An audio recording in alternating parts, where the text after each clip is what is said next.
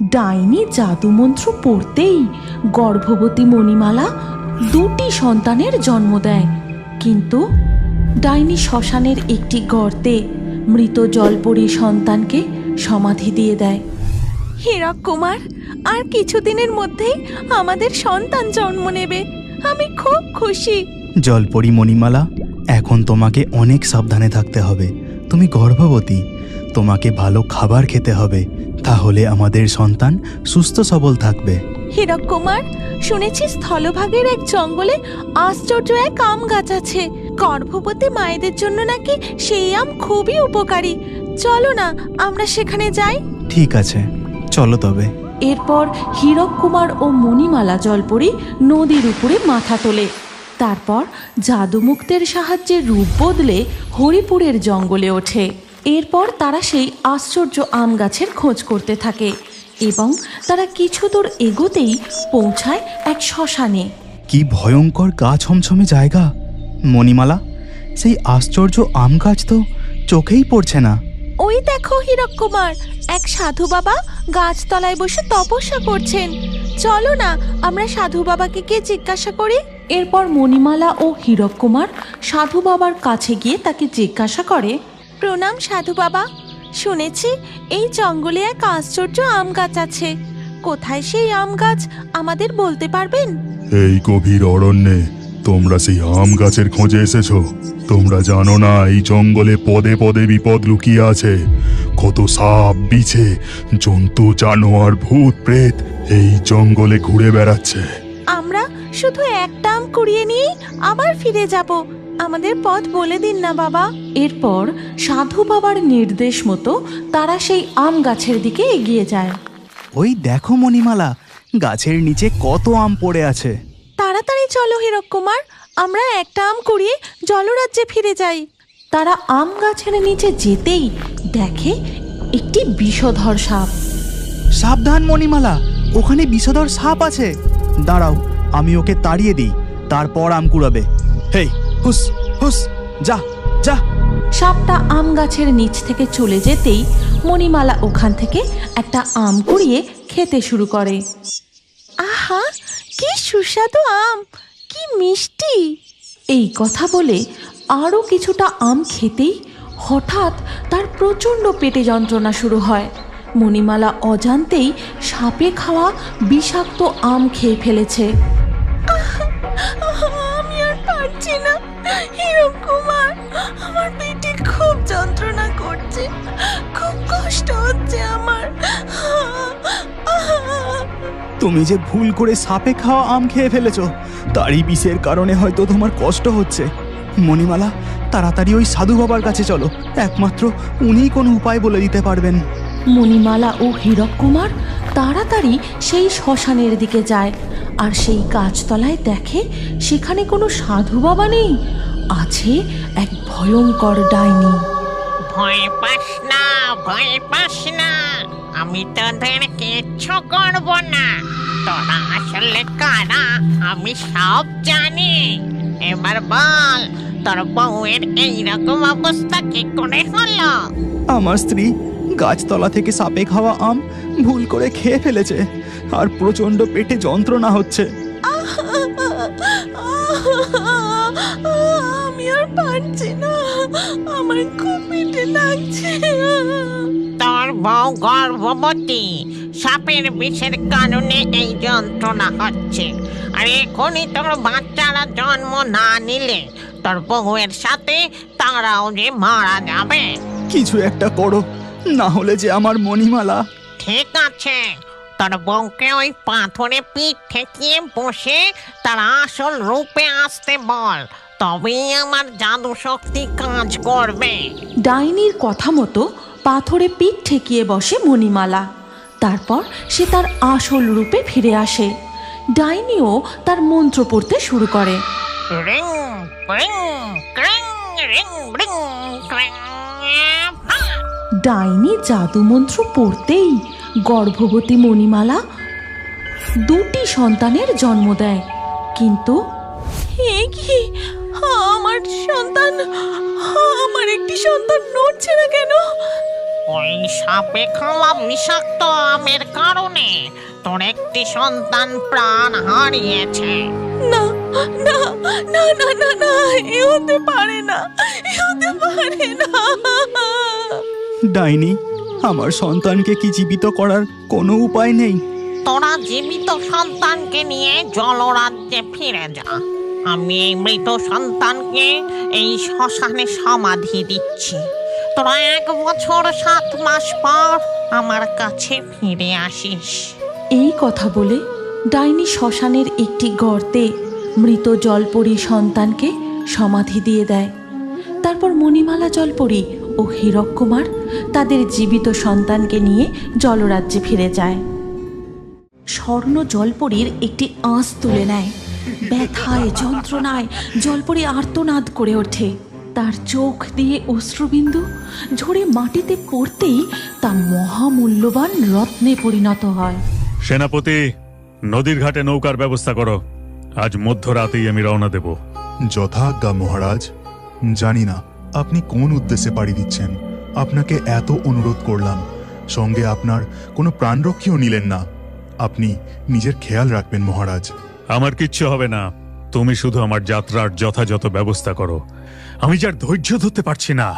রাজা বিষ্ণু সেনের আদেশপত সেই দিনেই রাতে নদীর ঘাটে নৌকার ব্যবস্থা করা হলো। তখন মধ্য গগনে পূর্ণিমার চাঁদ ঝলমল করছে। মাঝি নৌকার পাল শক্ত করে পাততেই নৌকা চলতে শুরু করে। এই যাত্রায় শুধু তুমি হলে আমার সঙ্গী, বুঝলে মাঝি? আমি চাই না আমি ছাড়া আর কেউ সেটার সন্ধান পাক। কিন্তু হুজুর। কোনো কিন্তু নয় মাঝি। আমি তোমাকে যেমন পথের নির্দেশ দেব, তুমি শুধু সেই পথ অনুসরণ করেই নৌকো নিয়ে এগোবে, বুঝলে? শান্ত শীতল নদী দিয়ে নৌকা বেশ জোরেই বয়ে চলেছে। নৌকা এখন গভীর জঙ্গলের ভিতর দিয়ে বয়ে যাচ্ছে, আর রাজা বিষ্ণু সেন হেলান দিয়ে বসে আছেন। হুজুর, আমরা কোথায় যাচ্ছি? অত কথা কিসের?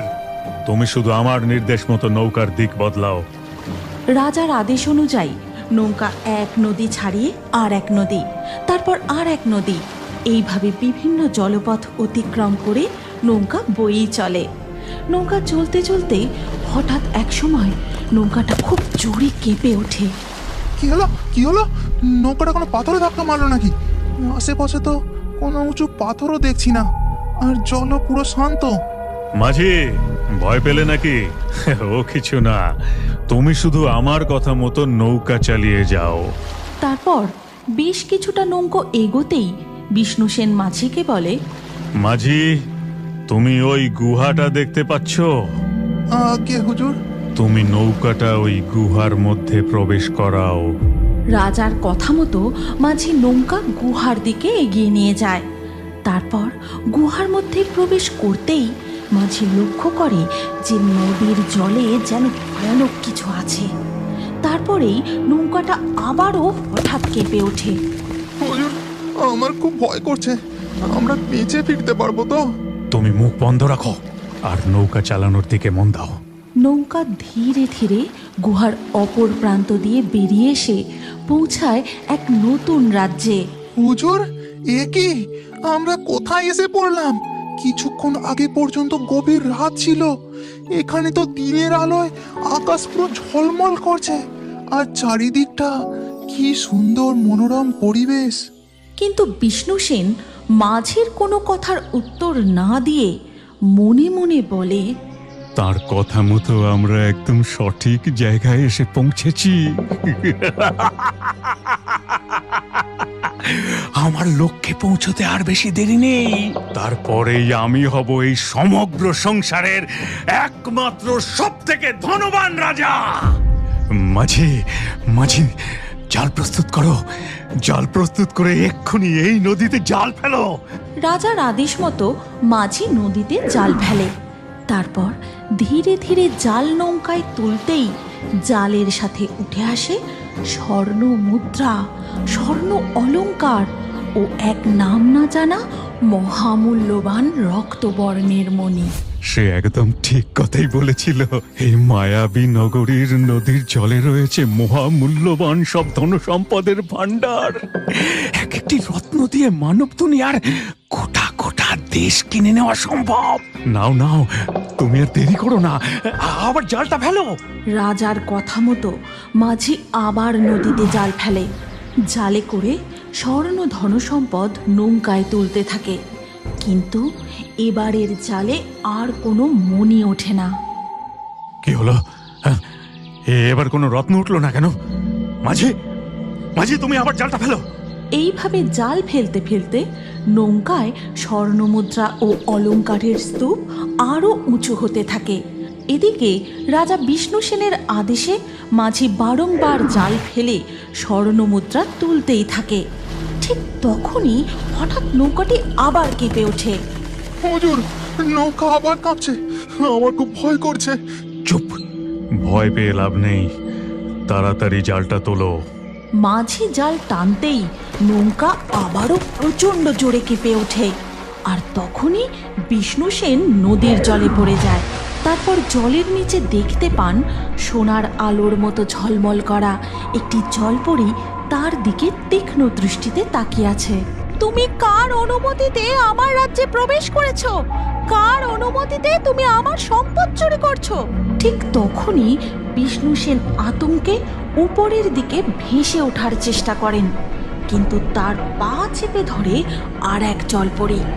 রাজা বিষ্ণু সেন তার সমস্ত শক্তি দিয়ে নিজেকে মুক্ত করে কোনোভাবে নৌকায় উঠতেই মাঝি, মাঝি, তাড়াতাড়ি জালটা ওই দিকে ফেলো। মাঝি ভয় ভয়ে জাল ফেলে। তারপর জাল টেনে তুলতেই মাঝি দেখতে পায় জালের মধ্যে ধরা পড়েছে এক স্বর্ণ জলপরী। আমাকে ছেড়ে দাও, ছেড়ে দাও আমাকে। রাজা স্বর্ণ জলপরীকে বন্দি করে রাজ্যে ফিরে আসেন। তারপর তাকে একটি গুপ্ত ঘরে আটকে রাখে। তখন মাঝি, এবার তবে আমি আসি হুজুর। আসি মানে? ভুলে গেলে নাকি আমার রহস্যময় সন্ধানের কথা? তুমিও যে জেনে গেছো মাঝি। এই, কে আছিস? মাঝিকে কারাগারে বন্দি করে রাখ। এরপর কেটে যায় বেশ কিছুদিন। একদিন রাজা বিষ্ণু সেন, জলপরি, আমি আবারও গুহাপথে তোমার রাজ্যে যাওয়ার চেষ্টা করেছিলাম, কিন্তু সেই পথ বন্ধ কেন হয়ে গেছে? বলো আমায়। লোভী রাজা, তুমি আমাকে ছেড়ে দাও, আমি তোমায় কিছুই বলবো না। বেশ, তুমি যদি না বলো সেটা জানার ভিন্ন উপায় আমার কাছে আছে। এই কথা বলে রাজা বিষ্ণু সেন সেখান থেকে চলে যায়। আর সেই রাতেই রাজা যজ্ঞে বসেন। আর যজ্ঞে আহুতি দিতেই প্রকট হয় এক ভয়ানক ডাইনি। তুই আবার কি চাস? কেন ডাকলি আমায়? আমি ওই মায়াবী রাজ্যে গিয়েছিলাম, সেখান থেকে এক স্বর্ণ জলপরীকে বন্দি করে নিয়ে এসেছি, কিন্তু ওই রাজ্যে পৌঁছানোর গুহার দ্বার বন্ধ হয়ে গেছে। আমি আরো আরো মহামূল্যবান মণি চাই, এর উপায় বলে দাও। কি বললি? তুই ওখান থেকে এক জলপরীকে বন্দি করে নিয়ে এসেছিস? তাহলে তাকে আমার হাতে তুলে দে। তা কি করে সম্ভব? না না, আমি তোমাকে এটা দিতে পারবো না। পারবি না? জলপরীকে আমার হাতে তুলে দিতে পারবি না? তুই মরবি, তুই মরবি। এই কথা বলে ডাইনি সেখান থেকে অদৃশ্য হয়ে যায়। রাজা বিষ্ণু সেন আবারও জলপরীর কাছে যায়। তোমার রাজ্যে পৌঁছানোর পথ আমাকে বলবে, হ্যাঁ কি না বলো, না হলে। কখনোই না, আমি তোমাকে কিছুতেই বলবো না, ছেড়ে দাও আমাকে। বলবি না? কিভাবে মুখ খোলাতে হয় সেটা আমার জানা আছে। এই কথা বলেই রাজা বিষ্ণু সেন স্বর্ণ জলপরীর একটি আঁশ তুলে নেয়।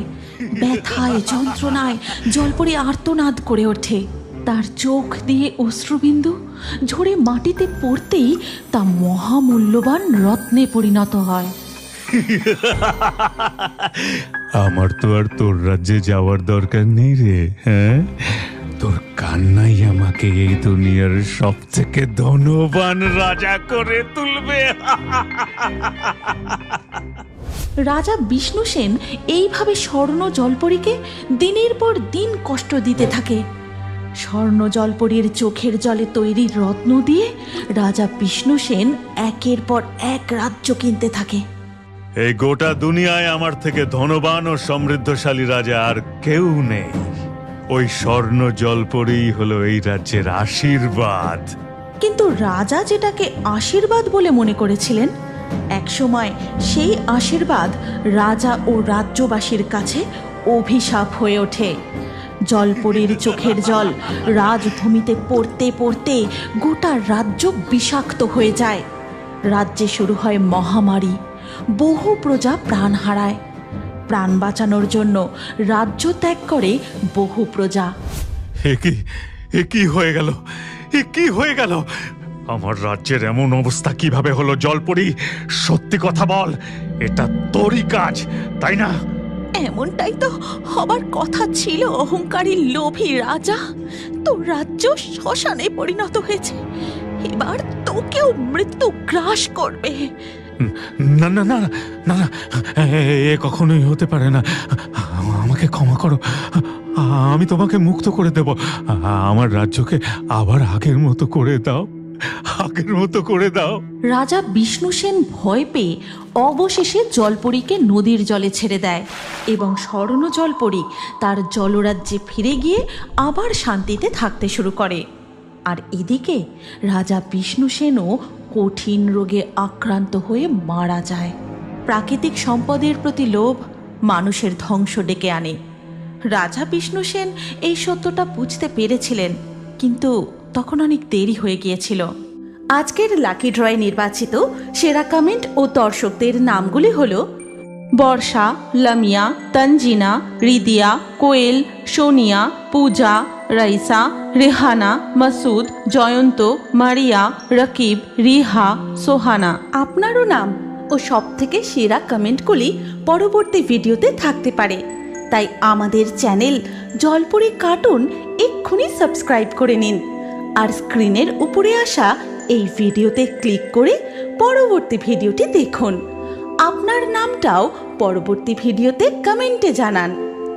কি ভাবছেন? ভিডিওটি ক্লিক করে তাড়াতাড়ি দেখুন।